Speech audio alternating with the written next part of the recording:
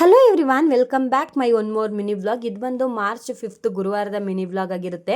ಇನ್ನು ನಾವು ಮಂತ್ರಾಲಯದಿಂದ ಒಂದು 5:45 ಹಂಗೆ ಯಲಹಂಕ ರೈಲ್ವೆ ಸ್ಟೇಷನ್ ಬಂದು ತಲುಪಿ ಅದಾದಮೇಲೆ ಕ್ಯಾಬ್ ಬುಕ್ ಮಾಡಿಕೊಂಡು ಸೀದಾ ಮನೆಗೆ ಹೋದ್ವಿ. ಇನ್ನು ಇವತ್ತು ಗುರುವಾರ ಆಗಿರೋದ್ರಿಂದ ರಾಯರ ಪೂಜೆ ಮಾಡಬೇಕು ಅಂತೇಳಿ ನಾನು ಹೊರಗಡೆ ಎಲ್ಲ ನೀಟಾಗಿ ತೊಳ್ಕೊಂಡೆ. ಇನ್ನು ಅಮ್ಮ ಒಳಗಡೆ ಕಸ ಗುಡಿಸಿ ನೆಲ ಒರೆಸ್ಕೊಟ್ರು. ಅಷ್ಟರಲ್ಲಿ ನಾನು ಕೂಡ ಫ್ರೆಶ್ ಅಪ್ ಆಗಿ ಬಂದು ದೇವ್ರ ಮನೆಯನ್ನೆಲ್ಲ ನೀಟಾಗಿ ಕ್ಲೀನ್ ಮಾಡಿಕೊಂಡು ಅದಾದಮೇಲೆ ಇನ್ನು ನಾವು ಮಂತ್ರಾಲಯದಿಂದ ರಾಯರ ಫೋಟೋ ತಂದಿದ್ನಲ್ಲ ಅದನ್ನೆಲ್ಲ ಅರೇಂಜ್ ಮಾಡ್ಕೊಬೇಕಿತ್ತು. ಸೊ ಹಾಗಾಗಿ ಅದನ್ನು ಎಲ್ಲ ನೀಟಾಗಿ ತೆಕ್ಕೊಂಡು ಫಸ್ಟು ದೇವ್ರ ಫೋಟೋನೆಲ್ಲ ನೀಟಾಗಿ ಒರೆಸ್ಕೊಂಡು ಅದಾದಮೇಲೆ ದೇವ್ರ ಫೋಟೋಕ್ಕೆ ಯಾವತ್ತು ಅರಿಶಿನ ಕುಂಕುಮ ಇಡಂಗಿಲ್ಲ. ಸೊ ಹಾಗಾಗಿ ಗಂಧನೇ ಇಟ್ಬಿಟ್ಟು ಅದನ್ನೆಲ್ಲ ರೆಡಿ ಮಾಡಿಕೊಂಡೆ.